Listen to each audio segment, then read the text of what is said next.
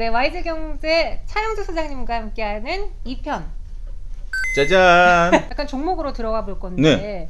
시총 순위도 되게 많이 바뀌었잖아요. 그렇죠. 제가 뭐 주식 시작한 지 한 6년이 됐는데 네. 제가 처음에 들어왔을 때는 포스코가 항상 상위권에 있었고 네. 뭐 현대차도 항상 상위권에 있었고 그렇죠. 근데 이제는 뭐 카카오냐 삼성 바이오틱스냐 다 뒤엎였잖아요. 네. 차영조 소장님의 옛날과 비교하면 더 많이 바뀌었을 것 같은데요. 그러니까 우리가 이제 여러분들이 주식을 장기 투자하는 거에 대해서 한번 좀 생각을 해보자고요. 여러분들이 장기 투자를 할 때 비교하는 게 뭐냐면 삼성전자와 압구정동 현대아파트를 비교하는 그런 것들을 얘기를 많이 하죠. 네. 이게 왜냐하면 많이 올랐는데 우리가 압구정동 현대아파트가 많이 올랐다라고 생각을 하지만 삼성전자가 더 올랐어요. 이런 수치를 얘기하는데 네. 글쎄 저는 이거에 별로 주식시장에 있으면서 달갑지 않습니다. 왜냐하면 제가 중학교 때 압구정동 현대아파트가 생겼어요. 나이 네. 정말 많죠? 죄송합니다. 근데 압구정동 현대아파트가 생겼는데 네. 그때 당시에 우량주가 과연 삼성전자였을까요?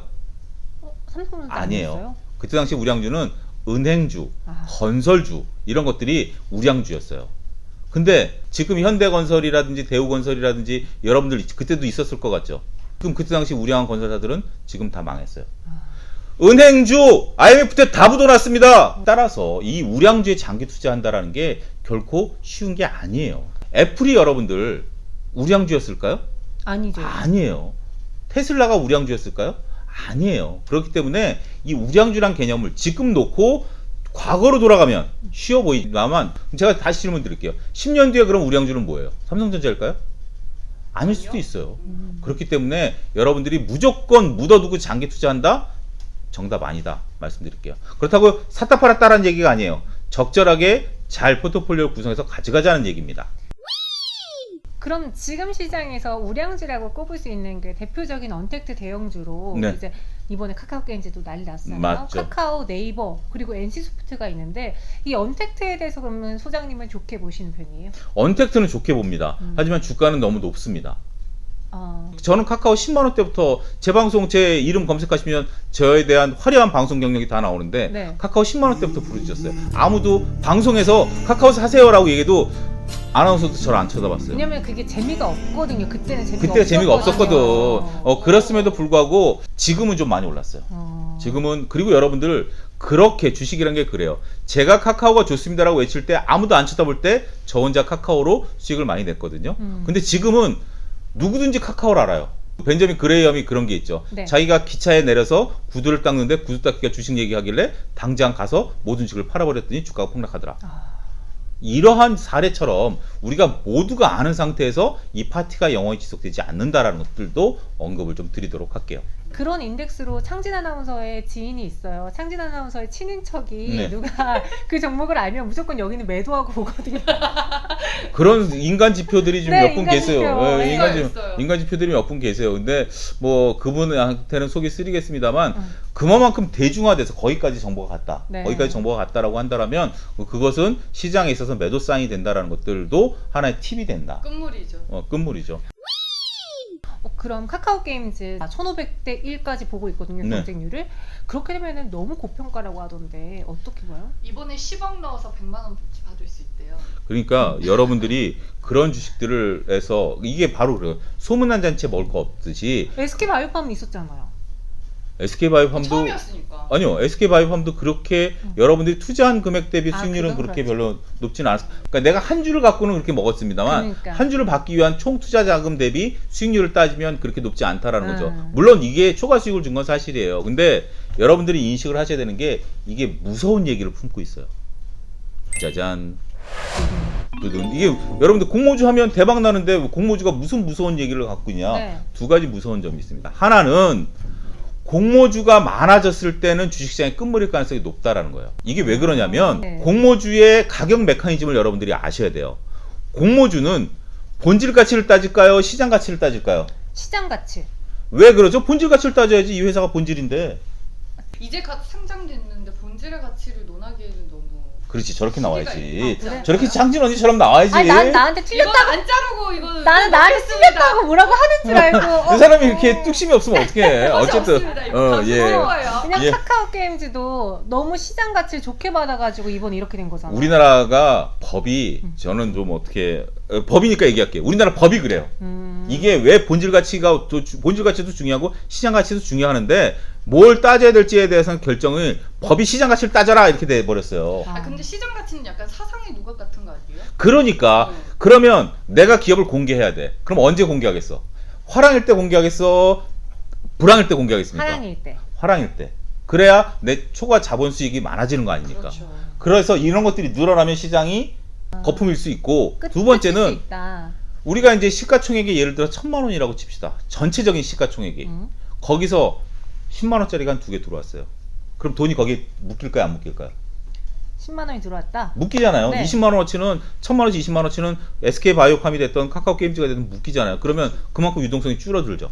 공급이 늘어난다라는 거예요. 그런 면도 있어서 시장에 있어서는 결코 호재만은 아니다. 우리가 IMF 때도 그렇고요. 서브프라임 사태 때도 그렇고 시장에 있어서 이러한 유동성 장세가 끝날 때가 언제였느냐? 결국 버블을 터뜨린 것은 공모주였습니다. 네, 그럼 소장님은 네. 앞서 그랬잖아요. 시총 상위 종목들 우량주를 건드는 것도 좋지만 네. 무조건 얘네가 10년, 20년 후에도 우량주일 보장은 없다. 그렇습니다. 그럼 내년까지 조금 짧게 봤을 때 우리 시장에서 가장 유망하게 보는 업종 섹터는 어떤 게 있을까? 안 가르쳐 줄래요? 가르쳐 주세요. 아니 그 뭐 그냥 맨입으로 가르쳐 주나요? 시청자 여러분들이 좋아요, 구독을 눌러 주신다면 제가 이거 알려 드릴게요. 네, 5초 드릴게요. 누르세요. 눌러도요, 5초. 4, 3, 2, 1, 땡. 네, 알겠습니다. 여러분들 누르셨을 거라고 믿고 네. 우리는 또 믿어야 또 이런 거래를 할 수 있죠. 그렇죠. 믿으니까 이제 말씀을 좀 드리면 여전히 시장엔 변화가 무서운 거예요. 네. 우리가 일본이 우리나라에 대해서 수출 금지를 했을 때 그거는 저는 일본이 큰 패착 물건을 수출하고 아니고의 문제가 아니에요. 잠깐 말씀드리면 여러분들 직장 생활을 해보신 분들은 잘 아실 겁니다. 일본 제품 쓰다가 국산 제품 쓰자 그러면 임원진이 뭐라 그래요? 미쳤다 소리 했을 거예요. 처음에는. 왜냐하면 일본 제품이 워낙 좋은데 국산 제품을 어떻게 믿느냐라는 거죠. 하지만 지금은 저 일본 제품 불안하니까 국산 제품 쓰겠습니다. 좋은 거 있으면 찾아봐. 이렇게 벌써 트렌드가 바뀐 거예요. 저도 앞서 1편에서 언급드렸다시피 택배를 전자결제로 바꿨어요. 네. 그리고 음식 사 먹는 것도 전자결제로 다 바꿨어요. 해보니까 안 어렵더라고요. 이렇게 트렌드가 바뀌어버린 거예요. 그러면 저도 지금 지갑에 카드가 없어요. 그러면 그와 관련된 주식들이 뭐죠? 전자결제, 전자결제 관련주, 핀테크. 언택트 관련주, 1편에서 얘기한 먹고 쓰는 관련주. 오늘 또 올라간 것들이 여러분들 알서포트라는 종목도 상당히 좋습니다만 알서포트 버금가는 종목이 또 하나 있어요. 더전 비지원 같은 경우 회계 프로그램. 집에서 요즘 다 재택근무 하잖아요. 네. 이런 식으로 여러분들이 아이디어, 내가 쓰고 있는 것들에 대한 아이디어를 한다면 저는 주변 종목을 보라고 말씀드리고 싶어요. 여러분들이 생활 패턴이 바뀌었다. 워렌 버핏이 코카콜라 먹으면서 코카콜라 주식 갖고 있잖아요. 그런 것처럼 내가 지금 먹고 있는 거, 쓰는 거, 이게 과연 뭐와 연결돼 있지? 그런다면 여러분들이 제가 말씀드리지 않아도 좋은 종목 찾아서 대박 나실 수 있을 것 같아요. 정리해서 내 주변 섹터를 사자. 맞습니다. 김종현 아나운서는 요즘에 그러면은 뭐 관심 있게 봐요? 저요? 근데 저는 잘못 고른 것 같아요. 항상 네? 제가 이게 네. 잘못된 투자 전략인 게 네. 대장은 너무 많이 오르니까 항상 2등지로 공략하거든요. 그러니까 이게 가다 말아. 멋진 남자는 내가 가서 만나야 돼. 네. 왜 옆에 있는 남자를 만나고 그래? 그 남자를 만나려니까. 얘가 더 갈 수 있을 것 같아요. 아이, 그런 건 없어요. 그래요. 특히 지금 시장은 요게 김정현 아나운서의 초창기 아나운서 생활 시절에는 맞았어요.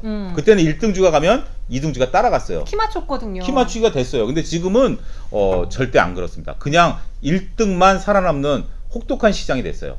따라서 여러분들은 1등주를 과감하게 따라가십사라고 말씀드리고 싶어요. 나는 요즘에 생활에서 얻은 종목이 하이트 진로예요. 저 수익 맥주 좋죠. 샀거든요. 네. 왜냐하면 뭐 4개 10,000원이고 종류별로 먹을 수 있고 나는 수익 맥주가 더 맛있다고 생각했는데 내가 지난주에 마트에 가서 테라를 샀어. 테라 이제 먹어봤어요? 아니 테라를 원래 그런 것들이 기업의 매출로 들어가는데 마지막 팁 하나. 무조건 그 테라를 샀다고 해서 하이트 진로를 산다라는 것은 첫 번째 생각이고요. 네. 우리 그럼 전문가가 아니지. 전문가 아니지. 네. 소리가 나와야지. 그래서 전문가 되고. 전문가는 뭐냐면 네. 그러면 전체 하이트 진로에서 테라의 매출 구성은 어떻게 되어 있는가? 영업이익률은 몇 프로인가? 어디 본다? 금융감독원 다트 사이트 들어가면 다 나옵니다. 네. 그래서 여러분들이 그걸 확인하고 테라가 매출 비중이 높네, 영업이익이 좋네. 그러면 여러분들이 테라 그 하이트 진로 사시는 건데, 야 전체 하이트 진로에서 테라 매출이 1%도 안 된대, 영업이익도 별로야. 그러면 안 사시면 돼요. 그런 것들이 중요한 피터 린치가 얘기한 팁이다라는 것까지 말씀드리도록 하겠습니다. 꿀팁이다. 네. 그러니까 무늬만 테마주인 거를 싹 잘라버려라. 싹 잘라버리죠. 우리 그런 것도 된장고추장 얘기하면서 된장고추장 매출까지 다 파악해야 되는 거죠. 예. 알겠습니다. 오늘 이렇게 차윤조 소장님과 함께 정말 짧고 굵게 시장을 볼 수 있는 눈을 키운 것 같은데, 네. 마지막 또 차윤조 소장님 끝까지 빼먹기 위해서 네. 주상원 TV 좋아요, 눌러주세요. 구독도